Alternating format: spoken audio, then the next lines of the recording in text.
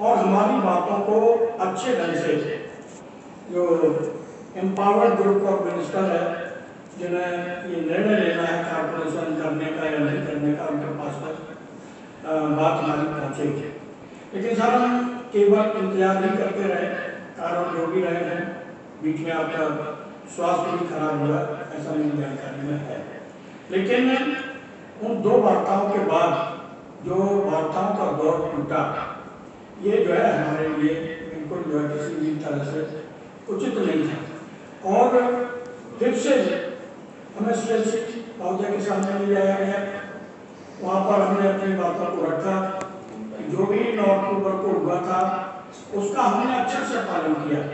भले ही MOD ने उसका पालन नहीं किया। और हमारी बातों को जैसा कि उनका जो है जो कंसिलिएशन प्रोसीडिंग के दौरान उन्होंने कहा था कि अधिकारी लेवल की वार्ता और ग्रुप ऑफ मिनिस्टर्स के साथ भी वार्ता जो है इन लोगों की कराई जाए, लेकिन उसको न करके सर सीधे जो है कंसिलिएशन को हम लोगों की अनुपस्थिति में फेलियर डिक्लेयर करना और फिर जो है कैबिनेट का जो है निर्णय आ जाना कि आयु धनवाड़ियों को 7 भागों में बांट करके जो है 7 कंपनियां बनाने का आदेश दिया गया। सर हम लोगों ने ऑर्डिनेंस फैक्ट्री के बारे में बहुत बार जो है आपसे भी चर्चा की, आपके पूर्व हमारे आदरणीय डॉक्टर अजय कुमार जी थे, उनके साथ भी हम लोगों ने कई बार बात की कि जो वर्तमान में हमारा स्ट्रक्चर है, स्ट्रक्चरल सुधार किए बगैर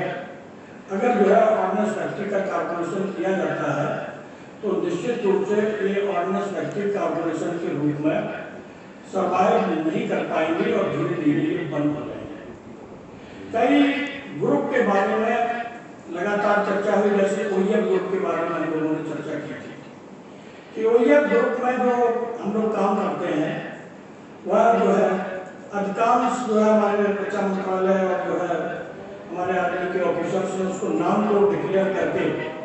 हमारे जो प्रोडक्ट थे वो हमसे वापस ले लिए हैं। तो यहाँ पर जो काम करने वाले कर्मचारी हैं, इन कर्मचारियों को दूसरे ट्रेडों में ट्रेन करके, टेलर ट्रेड में कर्मचारी काम करते हैं, उन्हें ट्रेन करके दूसरे निर्माणों में जहाँ पर दूसरे फैक्ट्री में जहाँ पर काम है वहाँ ले जाया जाएगा। एक ट्रेनिंग पॉलिसी भी बनाई है, ऑर्डिनेंस फैक्ट्री बोर्ड ने भी बनाई मिनिस्ट्री के आदेश पर, लेकिन वो ट्रेनिंग पॉलिसी जो है धरातल पर नहीं आ पाई और इस संबंध में कोई भी काम नहीं किया। आज जिस तरह से 7 भागों में बांटा गया है, तो ये जो OEF ग्रुप है ये किस तरह से सर्वाइव करेगा, या जो और डिपार्टमेंट है और जो है हमारा इंश्योरेंस ग्रुप का कैसे सर्वाइव करेगा, ये हम लोगों के लिए सबसे बड़ी चिंता का विषय है। 7 भागों में बांटना ये ऑर्डिनेंस फैक्ट्री बोर्ड के साथ मैं समझता हूँ कि उचित निर्णय नहीं है। अगर ये एक साथ रहते तो भी कुछ जो है अपना एक दूसरे के साथ बातचीत करके एडजस्टमेंट कर सकते थे, लेकिन पूरी तरह से 7 भागों में विभक्त करके हमारे साथ जो है ऑर्डिनेंस फैक्ट्री बोर्ड के साथ एक अन्याय किया गया। सर मैं बहुत स्पष्ट रूप से जैसा पहले भी हमारे भारतीय प्रतिरक्षा मजदूर संघ और अन्य महासंघों का भी रहा है कि जब तक स्ट्रक्चरल सुधार नहीं होते तब तक ऑर्डिनेंस फैक्ट्री का कॉर्पोरेशन नहीं होना चाहिए। यह जो है मैं आज भी दोहराना चाहता हूँ कि जो ये निर्णय लिया गया है, इस निर्णय को अगले 4-5 साल के लिए टाला जाना चाहिए और ऑर्डिनेंस फैक्ट्री में आवश्यक सुधार किए जाने चाहिए। जो ओवरहेड चार्जेस वगैरह हैं उनके बारे में निश्चित रूप से चर्चा करके और उनको दूर करके इसके बाद ही इसके बारे में कोई निर्णय लिया जाए, ये जो है मेरा निवेदन है। सर जहाँ तक हमारे माननीय रक्षा मंत्री महोदय ने जो स्टेटमेंट दिया, जो हम लोगों ने टीवी के माध्यम से सुना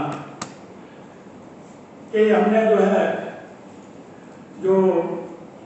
कैबिनेट नोट है उसमें ऐसी व्यवस्था कर दी है कि कर्मचारी क्योंकि जो है सर्विस पर जो है किसी भी तरह का कोई असर नहीं पड़ेगा, वो पूरी तरह से प्रोटेक्ट रहेंगे। और ये जो है उन्होंने कहा। साथ ही साथ जो है ये जो 2 साल का जो कहा गया है कि 2 साल का डीम्ड डेप्यूटेशन होगा। 2 साल के बाद कर्मचारियों का क्या होगा, अधिकारियों का क्या होगा, यह जो है स्पष्ट नहीं है। इन कारणों से जो है लोगों में एक भय का वातावरण है कि हमारी 2 साल के बाद हमारी नौकरी का क्या होगा, हमारे लोगों का क्या होगा, हम कैसे जो है इसको सर्वाइव कर पाएंगे। सर मैं यहाँ पर ये भी कहना चाहूँगा, भारतीय मजदूर संघ के हम लोग कार्यकर्ता हैं, इस नाते हमें जो है ये सिखाया जाता है कि हमारे लिए देश सर्वप्रथम है,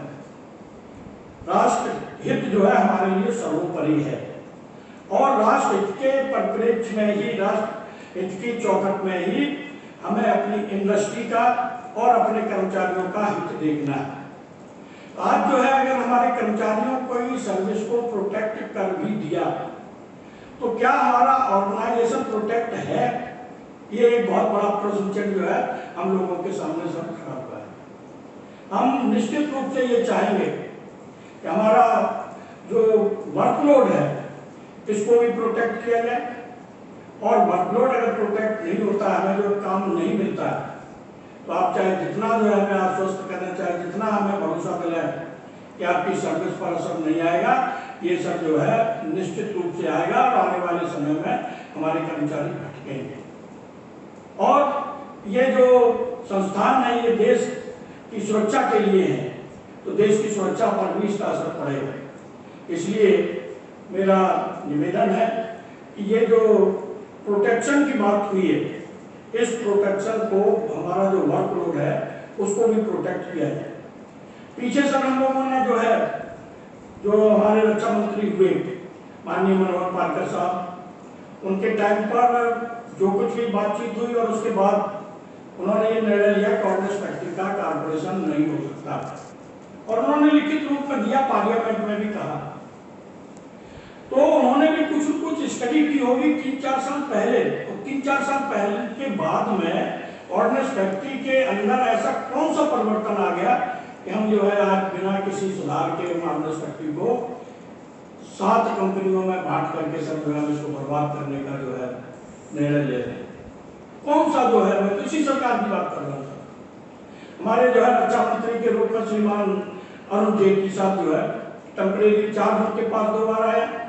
उन्होंने भी इस बात को माना कि डिफेंस के अंदर 100% एफडीआई और जो है ये जो कारपोरेशन का जो सोचा जा रहा है ये उचित नहीं है। और आज जो है कौन से कारण है कि बिना सोचे समझे इस तरह के निर्णय लिए जाते हैं। इसी सरकार के टाइम पर वो भी जो है मिनिस्टर थे, वरिष्ठ मंत्री थे, और एक बार जब पीपीपी मॉडल की जब बात हुई तो उन्होंने हम लोगों को स्पष्ट कहा था कि आप लोग जो है मिलजुल करके काम करिए। हम लोगों ने अपने वर्कलोड प्रोटेक्शन की बात की थी, तो उन्होंने कहा कि हम सेफ्टी नेट के रूप में जो आर्मी की रिक्वायरमेंट है उसका नॉमिनेशन बेस पर कुछ % आपके लिए निर्धारित करेंगे, यानी वर्कलोड जो है हमारा प्रोटेक्ट करेंगे। ये श्रीमान अरुण जेटली साहब ने भी हम लोगों को आश्वासन दिया था। आज जो कैबिनेट नोट है उस कैबिनेट नोट में क्या है हम लोग कोई भी नहीं जानते। इतना जरूर है कि जो है कर्मचारियों में ये भावना गई कि जो है वो रक्षा मंत्री महोदय ने हमारी सर्विस को प्रोटेक्ट करने की बात की है, लेकिन हमारा वर्कलोड प्रोटेक्ट होगा कि नहीं होगा, जैसा जो है मिंट में हुआ, अन्य जगहों पर भी हुआ।